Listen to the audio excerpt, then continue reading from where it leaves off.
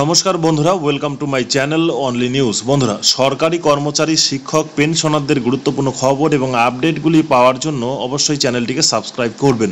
তো বন্ধুরা, সুপ্রিম কোর্টে পশ্চিমবঙ্গের সরকারি কর্মচারীদের ডিএ নিয়ে যে মামলা চলছে তাতে সময় লাগছে কেন, এ নিয়ে অনেকেই বিরক্তি প্রকাশ করেছেন এবং করে চলেছেন। তাদের ধারণা যে সুপ্রিম কোর্টের মামলাটির তদারকির ক্ষেত্রে গাফিলতি রয়েছে। কেউ কেউ এক কদম এগিয়ে আইনি রক্ষণরেখা পেরিয়ে বিচারপতিদের দোষারোপ করতেও ছাড়ছেন না। কেউ কেউ আবার লড়াকু সংগঠনের নেতৃত্বের যোগ্যতা নিয়ে সন্দেহ প্রকাশ করে বলছেন আরও দামি উকিল দেওয়া হচ্ছে না কেন। কেউ কেউ বলছেন মামলাটি প্রধান বিচারপতি মহাশয়ের কোর্টে তোলা হোক। এই সব প্রশ্ন বলা ভালো, উষ্মা প্রকাশ নিয়ে চুলচেরা বিশ্লেষণ করা জরুরি। প্রথমত, ভালো উকিল দেবার প্রশ্ন।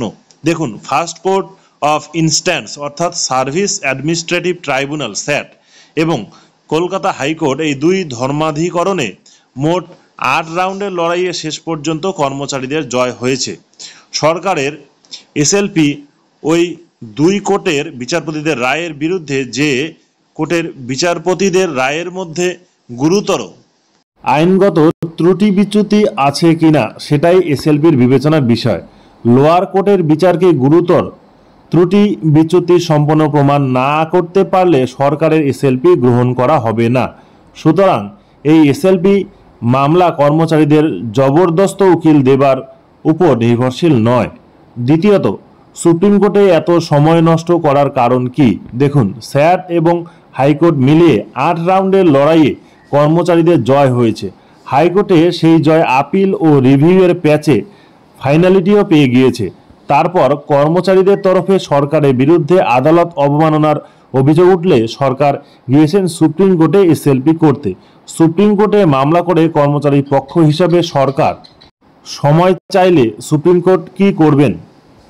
সরকার পক্ষের যা যুক্তি তা কোর্ট অফ ফার্স্ট ইনস্ট্যান্স বা স্যাটে দিয়েছেন, হাইকোর্টে দিয়েছেন, বারে বারে আপিল আর রিভিউয়ের সময় দিয়েছেন। সরকারের আস্তেনে আর তাস কই? সরকার এখনও অবধি টাকা নেই, এই গাওনা ছাড়া আর কিছুই বলতে পারেনি। তৃতীয়ত, মামলাটি প্রধান বিচারপতির কক্ষে নেওয়া হচ্ছে না কেন? সুপ্রিম কোর্টের আইনে প্রতিটি বেঞ্চ শীর্ষ পর্যায়ের ক্ষমতা সম্পন্ন। প্রধান বিচারপতি এই সব কোর্টের প্রশাসনিক প্রধান, কিন্তু তিনি সুপ্রিম কোর্টের কোনো একটি কোর্টেরও আপিল কর্তৃপক্ষ নন। সুতরাং একটি বেঞ্চের উপর রাগ করে প্রধান বিচারপতির কোর্টে যাব, এভাবে বলা সুপ্রিম কোর্টের দস্তর নয়। সুপ্রিম কোর্টের কোনো নির্দেশ সারা দেশে আইনি মান্যতা পায়, গোটা ভারতে দৃষ্টান্ত স্থাপন করে। সুতরাং সুপ্রিম কোর্টকে খুব সন্তর্পণে পা ফেলতে হয়। তাই তাড়াহুড়ো করে বিচারপতি সুপ্রিম কোর্টে চলে না। সুপ্রিম কোর্টে একটি মামলা পুরোপুরি ফয়সলা হতে ঠিক কত সময় লাগে তা কর্মচারীদের জানা দরকার। গড়ে ৫ থেকে ৬ বছর আগে কোনো গুরুত্বপূর্ণ মামলায় ফয়সলা হয় না। ইতিমধ্যে সুপ্রিম কোর্ট কর্মচারীদের স্বার্থে বেশ কয়েকটি উল্লেখযোগ্য রায় দিয়েছেন। এর ধারাবাহিকতায় ডিএ মামলাতেও কর্মচারীদের জয় আসবে। এই বার্তা প্রচার করুন, ঐক্যবদ্ধ থাকুন।